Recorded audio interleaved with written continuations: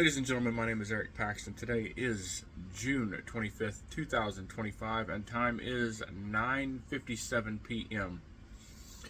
And, in this little video here is basically kind of a reflection and some insights on things we've done and some other prompts that we'll have to answer. But the first one being, with our interactions with our instructor and fellow classmates throughout the course, do we have any insights that we've gained during these interactions?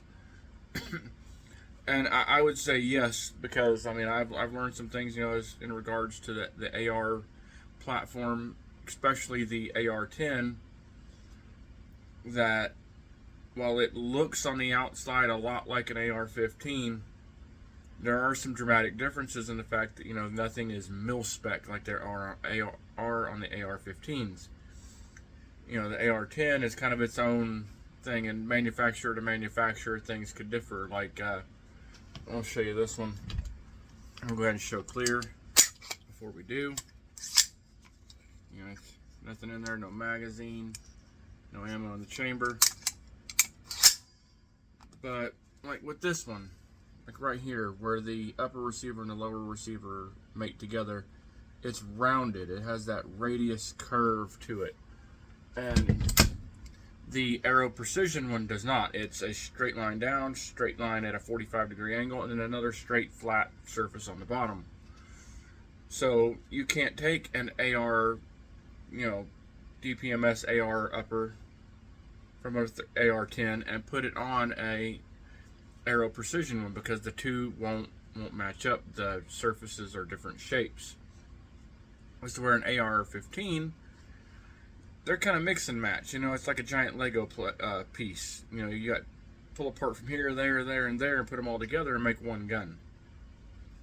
It is possible with the AR-15. Absolutely not with the AR-10, or in this case, the DR-10, or LR-308, as some people would call them. And then the second one, it says, comparing guidance that we have received in this course to the guidance offered by recognized experts in the field, do we find any discrepancies? Well, with that kind of stuff, there's always going to be differences in what one person says versus how another person says it, because each person will articulate the key points in a different way, and they may come out to the same end result. They just came about it in different ways of getting there. When you have a location you're going to, not everybody travels the same road, the same time, the same speed on the same day. Varying times, varying locations, varying times of arrival. Let's see, the third one it says, when gunsmithing, is there only one way to quote-unquote skin a cat, or are there often multiple ways of accomplishing tasks?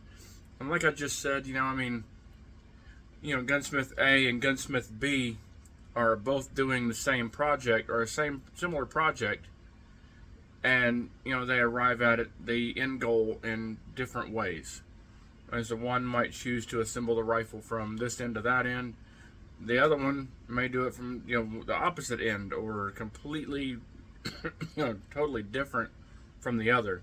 There are 100%, there are multiple ways to do the same thing each and every time.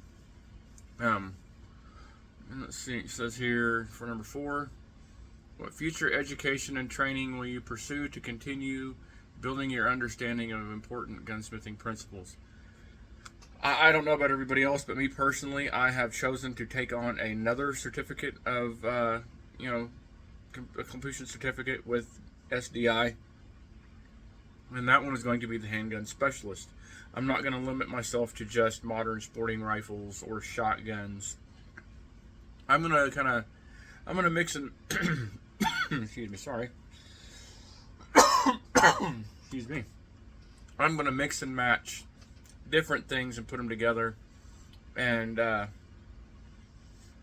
not going to be a, master of one particular skill set. I'm going to be, I want to know enough about each one of them that I could proficiently, complete a task in each one, whether it be, modern sporting rifles, shotguns, hunting rifles, or any variation of pistol, whether it be a revolver, striker fired, or hammer. You know, I want to be able to do all of those. So with that being said, I thank you guys for tuning in, and we will see you guys on the next go around.